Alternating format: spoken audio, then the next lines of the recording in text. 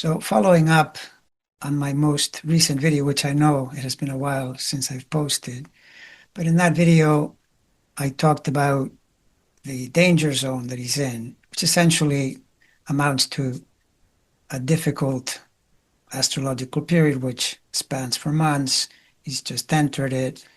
But I thought today I would talk about the intersection of recent events with the astrology correspondences and what they reveal about what is going on with this guy.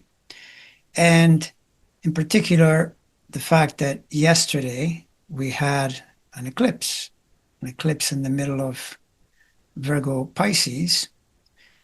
And right around that time, almost precisely, was the start of the US Open tennis men's final, which the Orange president attended. And as is always the case with him, whatever is important to him, he'll do, and he doesn't care about the well-being or the comfort or the anything related to anyone else. And so one of the consequences was that many spectators who had paid good money to be in the final match couldn't get into the stadium until the match was well underway because of all the security precautions which they took to protect him.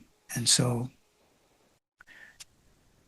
this was, of course, very inconvenient for those people, but I doubt he cares.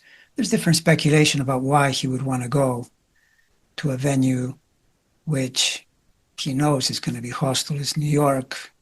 Lots and lots of people can't stand him in New York. So he knew he was going to be booed.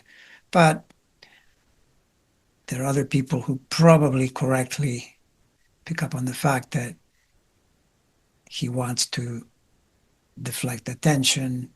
There are all kinds of things in the news that he doesn't want people to talk about. So then this gives the public something else to focus on. Not to mention that not too long ago, he was pretty obviously sick, or at minimum really tired, or something happened there because he disappeared for a while and there was a lot of speculation about his health. So he probably wanted to show himself still alive and kicking. And so there's that as well. But it's interesting where you see the astrological correlations in different arenas intersect to show you some really interesting patterns. So the first of these, and this is in a way a totally different topic, but I think it's fascinating that I wanted to bring it up. I was looking at this men's final because I'm a tennis spectator. I love to watch the sport. And I was looking at the charts for the two combatants, and I noticed something immediately due to the eclipse, because you take the eclipse, the sun-moon opposition in the sky, and you place it in their respective charts to see what it does. And to me, it looked like a really obvious advantage to one of them and a huge disadvantage to the other. And as it turns out, the expectation from the predictions by AI, the famous IBM, whatever it is, that predicts these matches and often gets it right, there was a favorite. The favorite was the Italian, Yannick Sinner.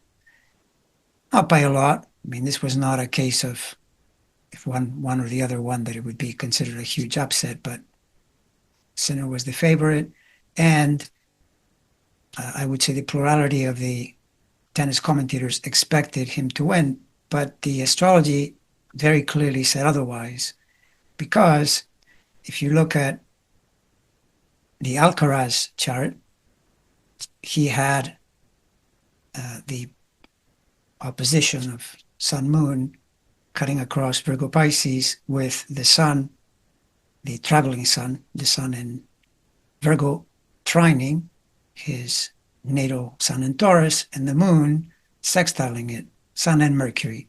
This is a very good alignment for that eclipse. Works like a charm. And then if you contrast it with Sinner, the total opposite, because in his case, the sun-moon opposition cuts across the zenith nadir of the chart. But then even worse, that would have been probably okay, maybe even good, but not when you see that it's making squares to the rising Saturn and the setting planets, most notably Mars. And so that looked pretty threatening. And indeed, Alcaraz won the match. And this shows you, or gives you a pretty good glimpse at how eclipses can work. Although, of course, this is in a narrow type of situation where you're looking at something happening within a few hours. There is also something even more important about eclipses, which is that they forecast something going into the next several weeks to months of that energy carrying forward. And I've observed multiple times in my own chart that there's a lead up as well. So the eclipse is a period of weeks moving into the eclipse and weeks to months beyond the eclipse with that same theme. Now, that could turn out to be the case for these tennis players. We'll see. I'll track it and I'll let you know at some point if the effect persisted. But that was fascinating on the astrological level. But back to the president, in his case, what I noticed that was a bit strange, weird, was that as the match was concluding, the cameras focused on him and he looked quite displeased. He made a face. And of course, the standard explanation could be that he was uncomfortable for some reason, or that someone had said something, or something completely mundane, or perhaps that he heard some more boos and something along those lines. But the flash that I got when I noticed his face was that I don't think he was pleased with who won the match, because he probably was pulling for the other guy, who's the 6'4", very white, Northern Italy, Germanic-looking character. In contrast, the actual winner, is a swarthy-looking Spaniard who, and the way he was looking yesterday, especially with that crew cut, almost resembles like an MS-13 gang member. And of course, he's not like that at all. He's a really nice guy, but that's not the point. My feeling is that Trump wanted the other guy to win. But again, this is me just projecting, may not be true, could be an entirely different reason. However, either way, the eclipse, not good for Trump, particularly when you project it forward. Because when you project it forward in the sense of saying, okay, there was a lead up, and that lead up, I have a feeling already connected to his health and well-being, because the period when we heard about his health problems, the most recent period, certainly connected with the eclipse lead up, late August. And now it'll move forward for weeks to months. And the problem is that eclipse, first of all, cuts across the second eighth axis, which, for the tennis player who, is Aquarius rising, no big deal. It's a second eighth house. He's 22 years old. It's almost certainly a nothing burger for him at 79, with already health problems known. That's the death house. So that's certainly in potential a lot more difficult, but also it connects to his Uranus position most closely, but you would throw the sun and moon in there as well. So then, in that sense, it becomes more significant, and particularly with the Uranus, with its own separate cycle, making its way to squaring that Mars and squaring the ascendant, really for a number of months as we go toward the end of the year and into the first few months of next year.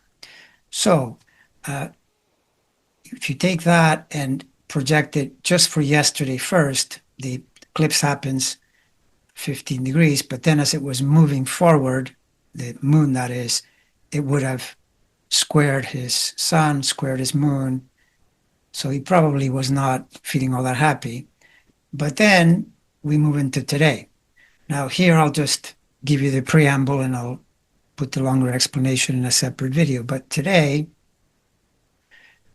the news was even worse because today the Epstein situation came even more forcefully into the foreground, where it has been, by the way, for quite some time, which is in itself terrible news because the Epstein scandal surfaced in a big way in July, concurrent with the Iris station. And you then think, okay, well, if it was the Iris station, when the planet is no longer in a station, starting to get some motion. So this was July, August, September. As we move toward the end of the year, particularly the midpoint of that, October, it should quiet down, but it hasn't done that. And so this is probably because it's now solidly in those degrees, the Iris, and so becomes inescapable. But we know that January it'll make another station. July it'll make another station. So it's entrenched and it's deeply problematic. And I know that he wants to keep it out of the news. I know that he wants to call it a hoax, but it's looking pretty bad. Like this thing with the letter emerging today in solid, tangible form. He's suing Rupert Murdoch and the Wall Street Journal. There's no way they were going to back down. They knew that this was real. They were trying to make it into a hoax. There's no letter. That's what JD said, blah, blah, blah. But there it is. Not to mention, as I'm sure you know, he's getting, people in the House of Representatives, Republicans, that are now starting to literally speak out against it as well. So I'll take this up in the next video and explain it in a little more detail. Thank you for watching. Please take a moment to subscribe to the channel. I really appreciate it. Thank you.